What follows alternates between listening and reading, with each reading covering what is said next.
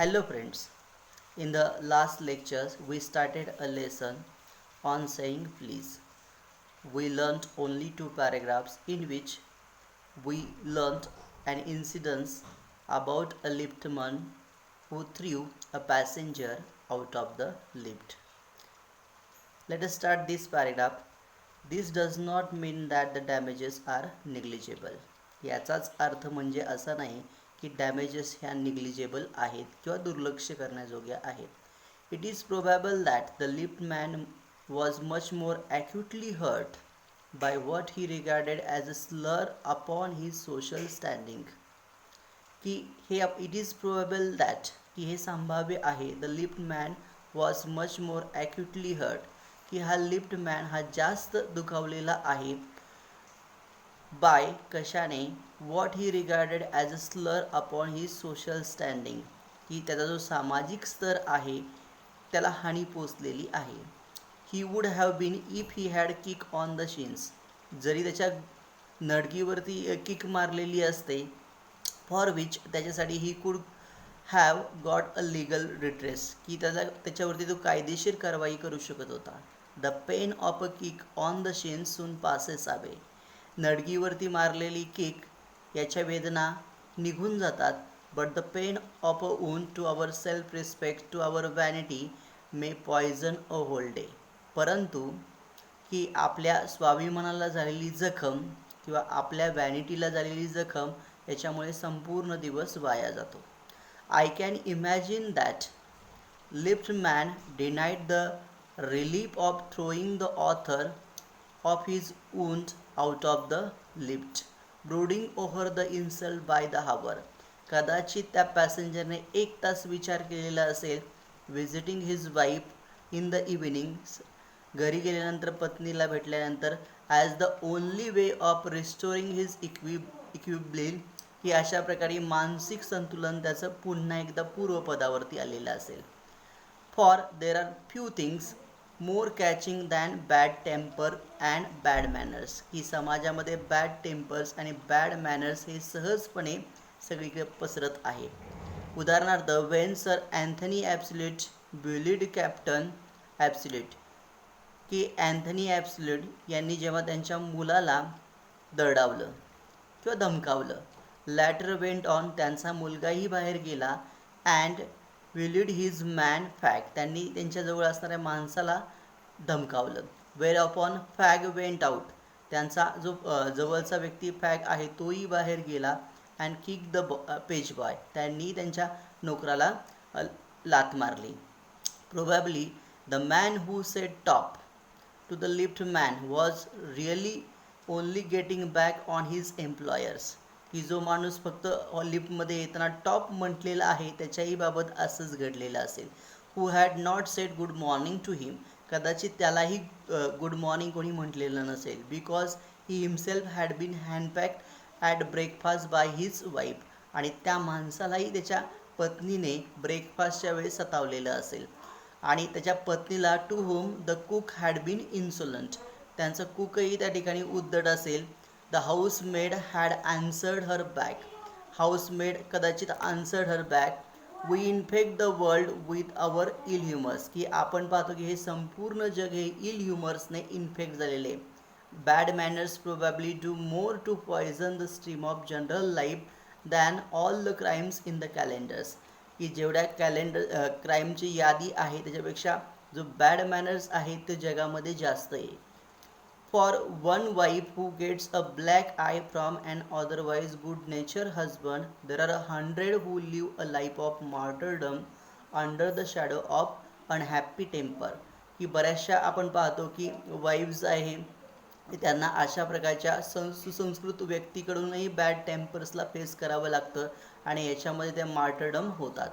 But all the same the law cannot became the guardian की याच्यामध्ये law हा guardian होऊ शकत नाही. No decalogue could cover the vast area of offences आणि आपण पाहतो डेकलॉग म्हणजे द 10 कमांडमेंट किंवा धर्मग्रंथ कोणताही धर्मग्रंथामध्ये अशा प्रकारच्या ऑफेन्सेस कवर केल्या जात नाही. नो कोर्ट कुड ॲडमिनिस्टर अ लॉ आणि कोणतंही कोर्ट हे अशा प्रकारच्या लॉ ॲडमिनिस्टर करत नाही विच गवर्न की ज्याच्यामध्ये our social civilities, our speech and tilt of our eyebrows and all our moods and manners, की ह्या सर्व गोष्टी येतील. But though we are born to endorse the verdict against the lift man, परंतु आपण हे बंदिस्त आहोत की त्या लिफ्ट मॅनच्या विरोधात निर्णय देण्यासाठी. परंतु most people will have a certain sympathy with him, बऱ्याचशा व्यक्तींना त्याची सहानुभूती वाटते. While it is true that, जरी हे खरं असेल तरी there is no law that compels us to say please, की कोणताही कायदा प्लीज म्हणण्यासाठी भाग पाडत नाही. There is a social practice much older and much more sacred than any law, की बराचसा हा जुन्या काळापासूनचा हा कायदा आहे which enjoins us to be civil, की आपण सभ्य राहावं असं सांगतो. But the first requirement of civility is that, की सिव्हिलिटीची पहिली गरज आहे we should acknowledge a service, की आपण अशा प्रकारची सर्विस करायला हवी की त्याच्यामध्ये please, thank you are the small change, की असे शब्द वापरून with which we pay our ways as a social being, की एक समाजाचा एक भाग आहोत हे करण्यासाठी आपण असे शब्द वापरायला हवे. There are the little courtesy by which we keep the machine of life oil and running sweetly, की हा जीवनरूपी प्रवास आपल्याला व्यवस्थित चालवायचा असेल तर या सौजन्यपूर्ण शब्दांचा वापर करायला हवा. They put our intercourse upon the basis of friendly cooperations and easy give and take instead of on the basis of superiors dictating to inferiors, की एखादा वरिष्ठ व्यक्ती कनिष्ठ व्यक्तींना ज्याप्रमाणे वागवतो त्याच्यापेक्षा आपण मैत्रित्वपूर्ण सहकार्य किंवा फ्रेंडली कोऑपरेशन्स किंवा इझी गिव्ह अँड टेक याचा जर वापर केला तर चांगल्या प्रकारे जीवन जगू शकतो. It is a very vulgar mind, आणि अशाही प्रकारच्या व्हल्गर माइंड्स आहे that would wish to command, की ते नेहमी आज्ञा करतात where he can have the service for asking have it with willingness and good feeling instead of resentment. रिझेंटमेंटच्या जागी आपण विलिंगनेसचा किंवा आस्किंग फॉर सर्विस याचा जर वापर केला तर चांगल्या प्रकारे जीवन जगू शकतो. I should like to feature in this connections my friend the polite conductor, याबाबत रायटर त्याच्या पोलाईट कंडक्टरचं आवर्जून उदाहरण देतो. By this discriminating title, I do not intend to suggest a rebuke to the conductors generally.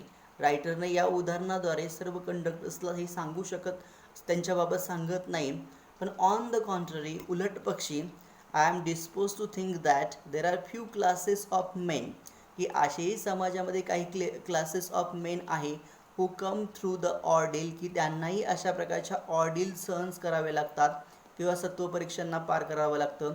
of very trying calling better than bus conductors do. Here and there you will meet an unpleasant specimens, की अशा प्रकारचे unpleasant व्यक्तिमत्व आपल्याला भेटतात की conductor who regard the passengers, की ते नेहमी पॅसेंजरला मानतात हिज नॅचरल इनिमी, त्यांचा शत्रू. As creatures who chief purpose on the bus is to cheat him, की त्यांना असं वाटतं पॅसेंजर नेहमी त्यांना चीट करतात. Who can only be kept reasonably honest by a loud voice, की मोठ्या आवाजात त्यांना आपण रिजनेबली चांगलं ठेवू शकतो असं बऱ्याच जणांना प्रामाणिकपणे वाटतं. की लाऊड व्हॉइस असेल किंवा ॲग्रेसिव्ह मॅनर असेल की याने व्यवस्थित सुरळीत करू शकतो. But this type is rare, परंतु ही बाब ही खूप दुर्मिळ आहे. Rarer than it used to be. I fancy the public owes much to the underground railway company. Writer underground railway कंपनीचं उदाहरण देतो. विच रन्स द बसेस, की तेही अशा बसेस चालवतात for insisting on a certain standard of civility, परंतु की certain standard of civility सभ्यतेचं ते हट्ट धरतात किंवा इन्सिस्ट करतात इन इट्स सर्वंट्स, की त्यांच्या कामगारांमध्ये. टेकिंग केअर, आणि याचीही काळजी घेतात दॅट स्टँडर्ड इज ऑब्झर्व, की अशा प्रकारचं स्टँडर्ड हे सगळ्यांनी राखायला हवं. इन डुईंग दिस, असं करून it not only makes things pleasant for the travelling public, की सर्वांना हा प्रवासात सुखकारक वाटतो. But performs and important social service, परंतु ही एक चांगल्या प्रकारची समाजसेवा करत असतात. It is not therefore with any feelings of unfriendliness to conductor as a class, की कंडक्टरचा जो क्लास आहे तो अनफ्रेंडलीनेसचा आहे असं अजिबात नाही. I pay a tribute to a particular members of the class, की त्याच्यापेक्षा त्यांच्यातल्याच एका व्यक्तीचं उदाहरण रायटर सांगतो. I first became conscious of his existence one day, की रायटरला या गोष्टीचा अनुभव एके दिवशी आला जेव्हा I jump on to a bus, की रायटर बसमध्ये चढला. फाउंड दॅट, त्याला असं सापडलं, I had left home without any money in my pocket, की रायटर घरातून निघाला परंतु पॉकेटमध्ये कोणतेही पैसे नाही. Every one has had the experience, प्रत्येकाला असा अनुभव आलेला असेल आणि नोज द फिलिंग, आणि त्या भावनाही प्रत्येकाकडे असतील, की मिक्स फिलिंग, ही संमिश्र भावना, विच द डिस्कवरी अरोजेस, की शोधण्याचा प्रयत्न करतो. यू आर अनॉइड, तुम्ही स्वतःवरतीच रागवता, कारण you look like a fool at the best, की तुम्हाला सर्वांसमोर तुम्ही फूल असता, किंवा like a dishonest persons at the worst, किंवा एक अप्रामाणिक व्यक्ती म्हणून सगळ्यांच्या समोर जाता.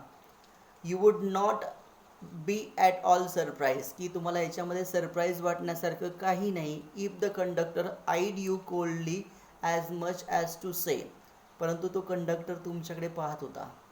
यस, आय नो द स्टेल ओल्ड ट्रिक, की रायटरला जुनी पद्धत एक माहिती होती, की कदाचित now then off you get off, की कदाचित खाली उतरावं लागेल.